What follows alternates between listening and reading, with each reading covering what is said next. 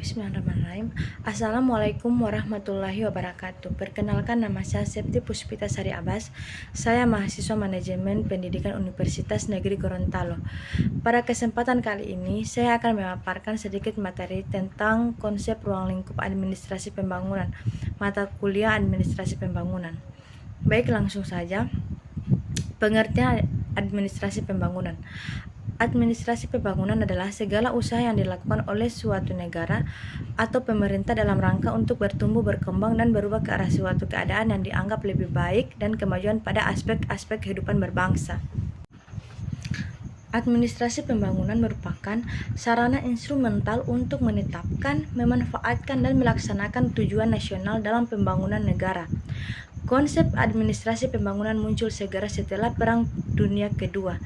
Bidang administrasi pembangunan bisa dibicarakan dalam berbagai konteks, tetapi penerapannya bergantung pada sistem yang mempengaruhi dan pada giliran yang dipengaruhi oleh sistem tersebut. Ciri-ciri administrasi pembangunan. Pertama, adanya suatu orientasi administrasi untuk mendukung pembangunan administrasi bagi perubahan ke arah keadaan yang dianggap lebih baik. Kedua, adanya peran administrasi sebagai unsur pembangunan. Peran serta fungsi pemerintah sangat erat kaitannya dengan perencanaan dan pelaksanaan pembangunan. Administrator juga dapat menciptakan suatu sistem dan praktek partisipasi dalam pembangunan. Yang ketiga, perkembangan baik dalam ilmu maupun pelaksanaan perencanaan pembangunan. Terdapat orientasi yang semakin besar memberikan perhatian terhadap aspek pelaksanaan perencanaan. Keempat, administrasi pembangunan masih berdasarkan pada prinsip-prinsip administrasi negara. Namun, administrasi pembangunan memiliki ciri-ciri yang lebih maju daripada administrasi negara.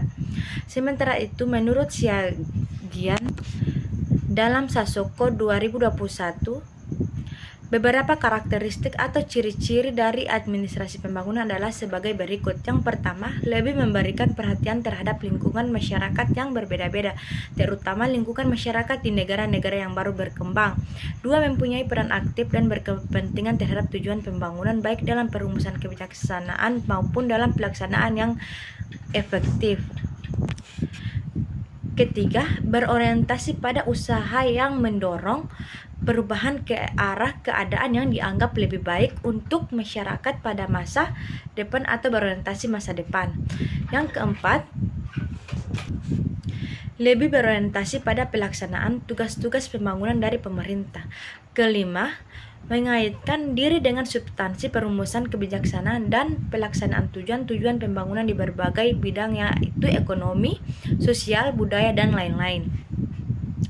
Berikut ruang lingkup administrasi pembangunan. Pertama, administrasi pembangunan sebagai embrio administrasi negara. Ketika suatu negara didirikan, tentunya hal pertama yang harus dilakukan adalah pembangunannya agar dapat berdiri dari eksis.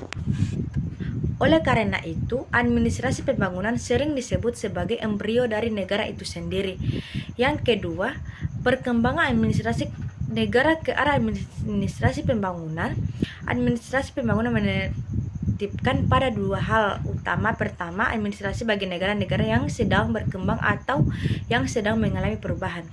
Ketiga, orientasi ditunjukkan pada usaha ke arah perubahan keadaan yang dianggap lebih baik. Bahkan administrasi pembangunan dimaksudkan untuk membantu dan mendorong perubahan besar di berbagai kegiatan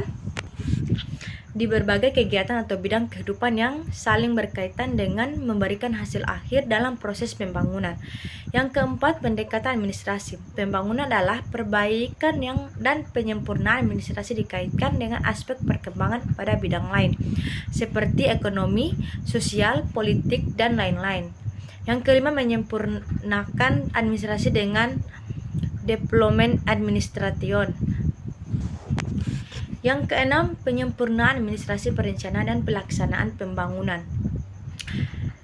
Kemudian, fungsi administrasi pembangunan. Menurut Bintoro, Tojokro Midjojo, ada 4 fungsi utama administrasi pembangunan. Di antaranya adalah yang pertama, kepemimpinan administratif, kepemimpinan inovatif administrator pembangunan. Yang kedua, pendayagunaan kelembagaan organisasi-organisasi pemerintah diupayakan untuk melaksanakan dan meningkatkan pembangunan.